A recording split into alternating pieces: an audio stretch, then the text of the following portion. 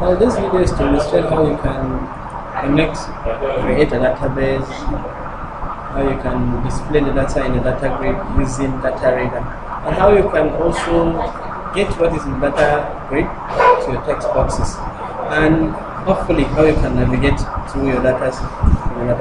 But first, I would like to create a database first. So I'll make sure my Microsoft Access is ready. When I'll click on, I'll give it a name. This is the name I choose. I have to use this folder browse so that I'll keep it in the exact location I want. So I want to keep it in, what's the name of the project? Datagrid. I'll keep it in my debug. I prefer to use a folder. I'll just call it DB. Go into the folder and save it. Then I'll come and create. I'll come and click create. Now my database is ready. Then I'll give my database some columns. Let me save it. The name of it is just T for sake of illustration. I like this first one. I'm just say TID. My second column name is name. Third one is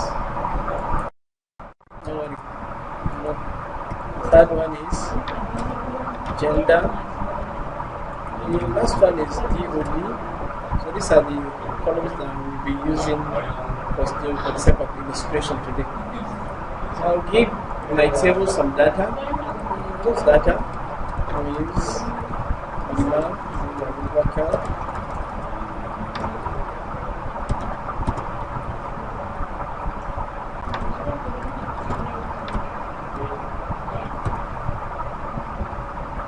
Gender, let me just say male, DOB,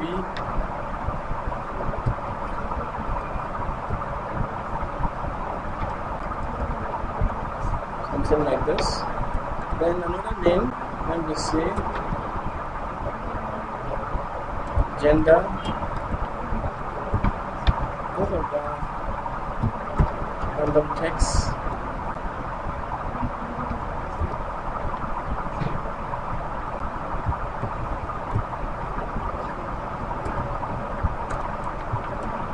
Also, so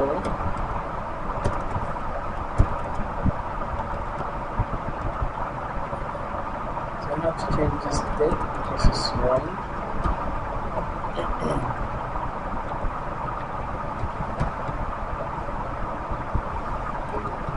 Assuming this is the year 2012. And finally, I think 3 will be good.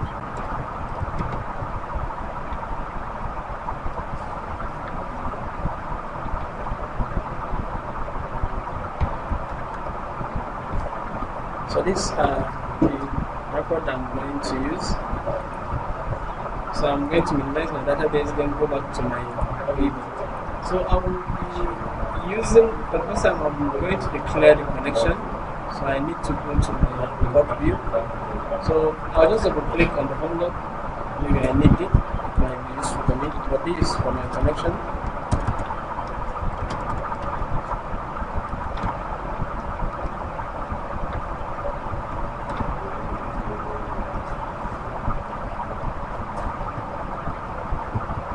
And I'll give the provider of the connection provider plus to Microsoft.acd.12.0 semicolon and data source. And I have to specify the data source. And the data source will be equals to application.startup path, then my directory, which is DB, then the name of the database, which is test.accdb. So this is my connection. And at home node, this is what I want it to do. I have to open the connection first. Then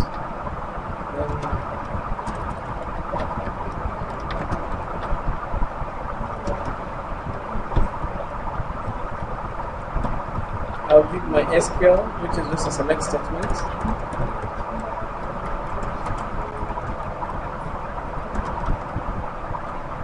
Yes, from the name of the table is T, if I've not forgotten.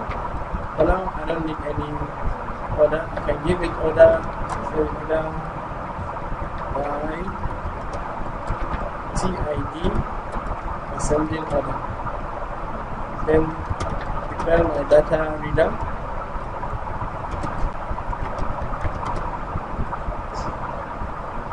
And execute reader. I'll use while loop to fetch the data from the database to test whether it is true. I'll use this with so that I don't have to be repeating the name of my data grid whenever I wanted to use it. I'll also declare a variable as I, which is an integer.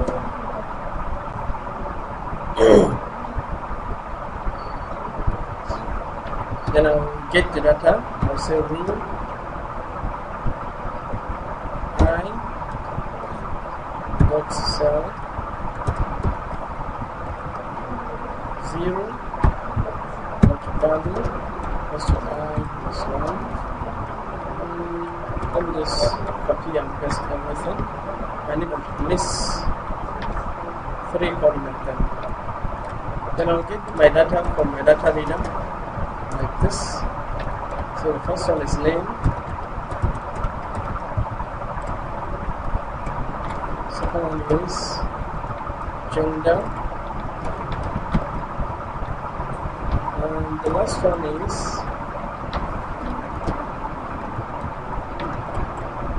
given.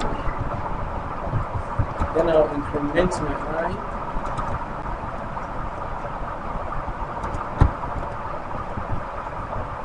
Change the values of my cell. This will be cell 1, this will be cell 2, this will be cell 3. So these are the cells.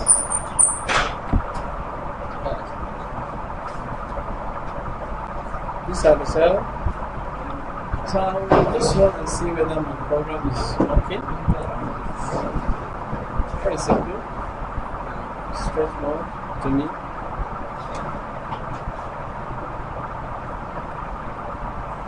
Error in connection. Where is it? My connection is Microsoft. So let me remove it.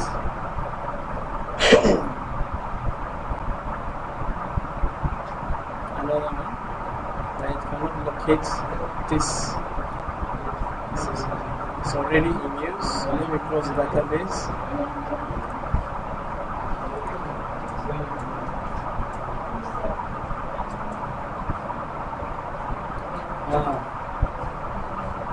The no rule can be added to the data grid. Wow.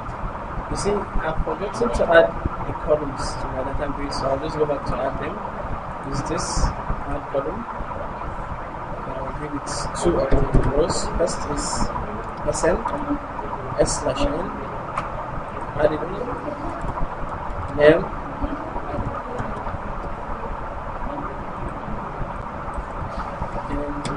And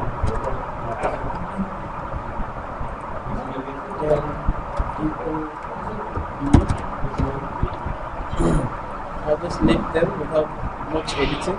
So these are the columns I need. If I want, I'll make some little bit modification, something like this. I'll just leave it like this, so that I run my program. As you can see, my connection is working well and all the data have been fetched correctly. Now the next thing I'm going to do, this is what I'm trying to illustrate. If I select this rule, I want the data to be displayed each. For the name, I want it to display here. The gender, I want it to display in this text box. And for the DOB, I want it to display in this text box. So this is actually what I'm going to do. So I'll click on my data grid. You see, they said click on, I don't need this actually. So I'll have to go to my properties one. method, select the method that I want.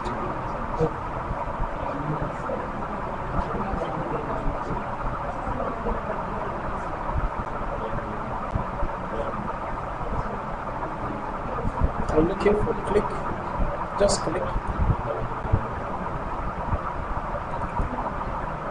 Yes, so assuming this is my,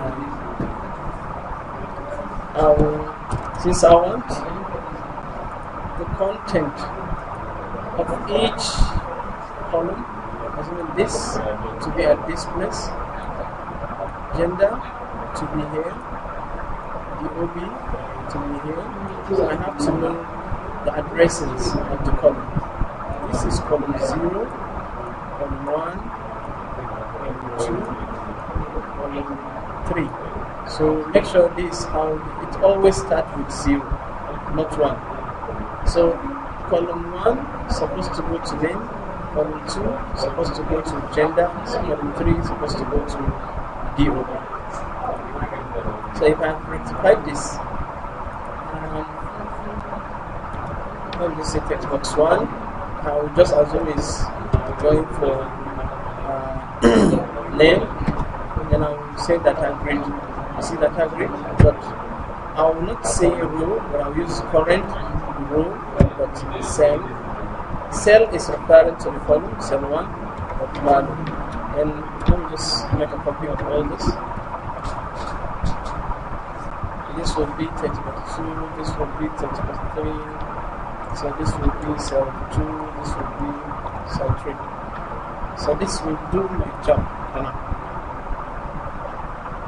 As you can see, if I clicked, you see, text is just going as I just clicked.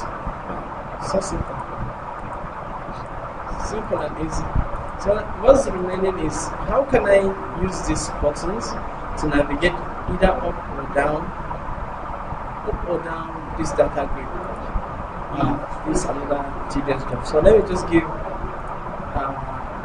my buttons. This will be next, and this will be previous.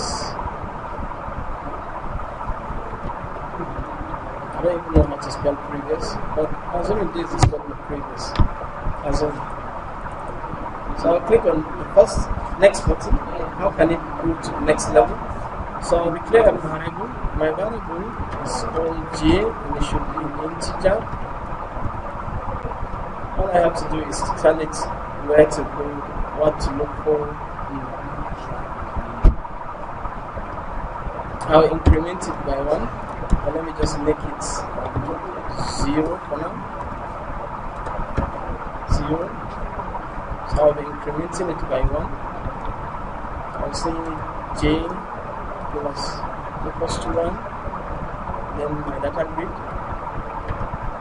dot, instead of current row, I'll use row, and I'll give J out of cell. I will not trap most of the errors. I will leave it for you to do that. Cell 1, value. So I need that textbox 1, text 2, this, something like this. And I'll copy rest. This will go to textbox 3. This will be 2. This will be 3. So on and so on. So I'll just assume that this will be my incremental. So I'll do for previous, which actually is almost the same thing. But there are certain errors that I didn't copy, I didn't rectify, so I had to do that yourself. So let me run my program. Assuming this is my program, I'll say next. Interesting, previous. But there are errors, as I said. There are errors. Since there are errors, you have to see how you can rectify those errors.